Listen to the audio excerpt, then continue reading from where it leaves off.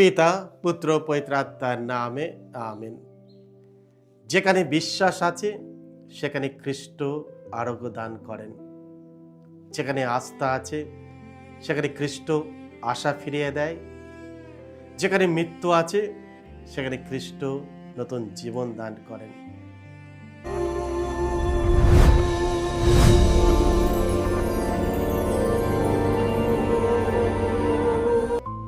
খ্রিস্টে আমার পরম প্রিয়জনেরা, আজ জুলাই মাসের 6 তারিখ, সাধারণকালের চতুর্দশ সপ্তাহ, সোমবার। আর আজকে ডেলি মান্না ঈশ্বরের বাণী প্রতিদিন নেওয়া হয়েছে সাধু মতি রচিত মঙ্গল সমাচার থেকে 9 অধ্যায় 18 থেকে 26 পদ। এসো আমরা ভক্তিভাবে আজকের বাণীটি শুনি। একদিন যিশু উপদেশ দিচ্ছিলেন যখন, এমন সময়ে একজন ইহুদি সমাজ নেতা তার কাছে এসে প্রণত হয়ে বললেন, আমার মেয়েটি এইমাত্র মারা গেছে। আপনি এসে তার গায়ে একবার হাত রাখুন, তাহলে সে নিশ্চয় বেঁচে উঠবে। যিশু তখনই উঠে তার সঙ্গে চললেন। শিষ্যরাও তাদের সঙ্গে গেলেন। সেই সময় 12 বছর ধরে রক্তস্রাবে ভুগছিল এমন একজন স্ত্রীলোক পেছন থেকে এগিয়ে এসে যিশুর পোশাকের ধারটুকু স্পর্শ করল। সে তখন মনে মনে ভাবছিল, ওর পোশাকটিও স্পর্শ করতে পারলে আমি ভালো হয়ে উঠব। যিশু ঘুরে দাঁড়িয়ে তাকে দেখতে পেয়ে বললেন, মা, আর ভেবো না, তোমার বিশ্বাসই তোমাকে ভালো করে তুলেছে। সেই মুহূর্তেই স্ত্রীলোকটি ভালো হয়ে উঠল। যিশু সেই সমাজ নেতার বাড়িতে পৌঁছে দেখতে পেলেন সেখানে বাঁশি বাজিয়েরা রয়েছে আর লোকেরা হইচই করে ভিড় করছে। তিনি তখন বললেন, তোমরা এখান থেকে চলে যাও, মেয়েটি তো মারা যায়নি, ও তো ঘুমাচ্ছে। কিন্তু তারা তাকে ব্যঙ্গ করে নানা মন্তব্য করতে লাগলো। ওইসব লোককে তখন সেখান থেকে বের করে দেওয়া হলো। যিশু এবার ঘরের ভেতরে গিয়ে মেয়েটির একটি হাত ধরলেন আর সঙ্গে সঙ্গে মেয়েটি উঠে দাঁড়ালো। এই ঘটনার কথা সেই অঞ্চলে চারিদিকে রাষ্ট্র হয়ে গেল। এই হলো প্রভু যিশুর মঙ্গল সমাচার। প্রভু যিশু তোমার মহিমা প্রচারিত হোক। যে বিশ্বাস যিশুর হৃদয় স্পর্শ করে। কে সাথে আমার পরম প্রিয়জনেরা, আজকের পবিত্র মঙ্গল সমাচারে আমরা দুটি অলৌকিক ঘটনার এক অপূর্ব সংযোগ দেখতে পাই। একজন ইহুদি সমাজ নেতার মৃত কন্যাকে জীবিত করে তোলা এবং অন্যদিকে 12 বছর ধরে রক্তস্রাবে ভোগা এক মহিলাকে আরোগ্য দান দেয়া। এই দুটি ব্যক্তি সম্পূর্ণ ভিন্ন সামাজিক অবস্থানের হলেও তাদের মধ্যে একটি বিষয় ছিল অভিন্ন, যিশুর প্রতি গভীর বিশ্বাস। সেই বিশ্বাসই ছিল সেই সেতু যার মাধ্যমে ঈশ্বরের জীবনদায়ী শক্তি তাদের জীবনে প্রবেশ করেছিল। যে বিশ্বাস কখনো হাল ছাড়ে না। ইহুদি সমাজ নেতা একজন সম্মানিত ব্যক্তি ছিলেন, তবু তিনি নিজের পদ মর্যাদা ও অহংকারকে পাশে রেখে যিশুর সামনে নতজানু হলেন এবং বললেন, আমার মেয়েটি এইমাত্র মারা গেছে। আপনি এসে তার গায়ে একবার হাত রাখুন, তাহলে সে নিশ্চয় ভালো হয়ে উঠবে। মানবিক দৃষ্টিতে দেখলে সবকিছু শেষ হয়ে গিয়েছিল। মৃত্যু যেন শেষ কথা বলে দিয়েছিল। কিন্তু সেই পিতা বিশ্বাস করেছিলেন যে যিশুর ক্ষমতা মৃত্যুর চেয়েও মহান।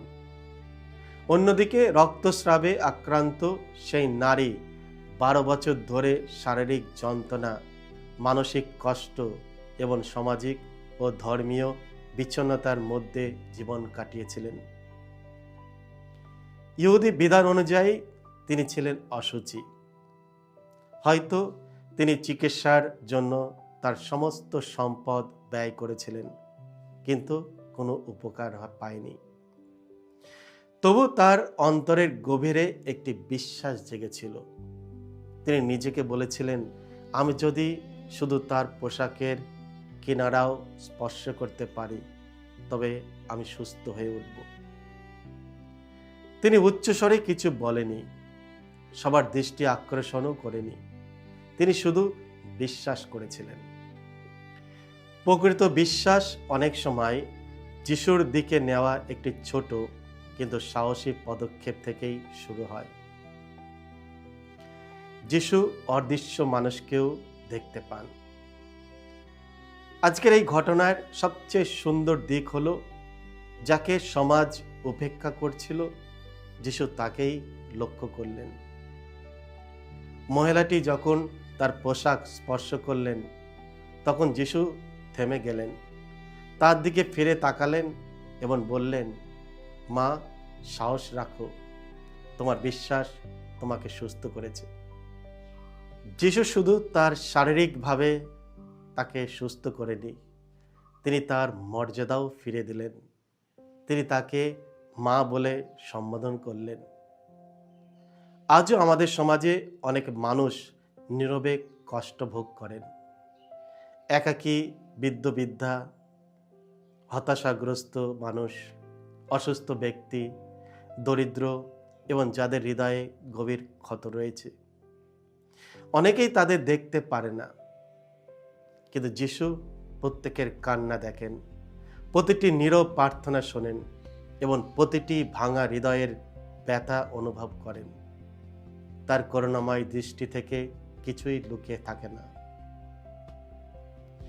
যেখানে মৃত্যু, সেখানে যিশু জীবন দান করেন। যখন যিশু সমাজ নেতার বাড়িতে প্রবেশ করলেন, তখন শোককারীরা ইতিমধ্যেই মেয়েটির মৃত্যুকে মেনে নিয়েছিল। যিশু তখন বললেন, মেয়েটি মারা যায়নি, সে ঘুমাচ্ছে। তখন সবাই তাকে উপহাস করল, ব্যঙ্গ করল, হাসতে শুরু করল।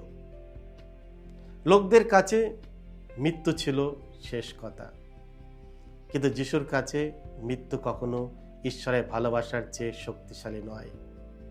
যিশু মেয়েটির হাত ধরলেন আর সঙ্গে সঙ্গে মেয়েটি উঠে দাঁড়ালো। সুসমাচারে আমরা প্রায় দেখি যিশু তার হাত বাড়িয়ে দেন ডুবতে থাকা পিতরকে, কুষ্ঠরোগীকে, অন্ধকে, আর আজ মৃত কন্যাটিকেও। আজও তিনি সেই একই হাত আমাদের দিকে বাড়িয়ে রেখেছেন। হয়তো আমাদের জীবনেও কিছু বিষয় যেন মৃত হয়ে গেছে। আমাদের প্রার্থনাময় জীবন, পারিবারিক সম্পর্ক, আশা, আহ্বান, ভোকেশন কিংবা মঙ্গল সমাচার প্রচারের উৎসাহ। যিশু আজ আমাদের হতাশ না হয়ে তার হাত ধরতে আহ্বান জানাচ্ছেন। বিশ্বাস মানে সবকিছু বুঝে নেওয়া নয়, বিশ্বাস মানে ভরসা করা। ইহুদি সমাজ নেতা কিংবা সেই নারী কেউ জানত না যিশু কিভাবে কাজ করবেন, কিন্তু তারা জানতেন তিনি পারবেন।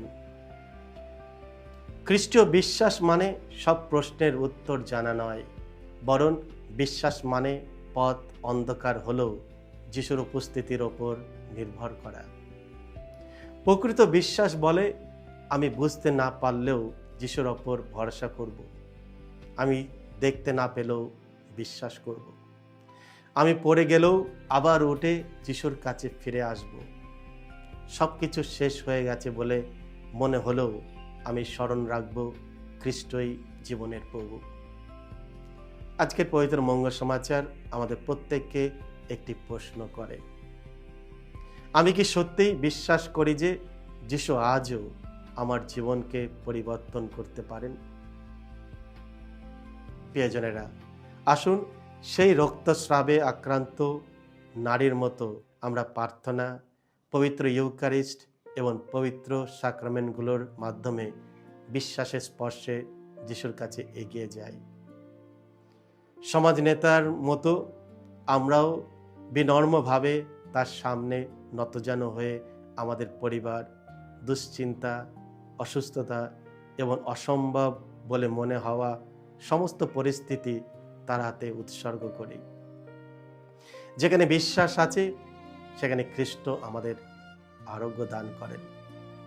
যেখানে আস্থা আছে সেখানে খ্রিস্ট আশা ফিরিয়ে দেয়। যেখানে মৃত্যু আছে সেখানে খ্রিস্ট নতুন জীবন দান করেন।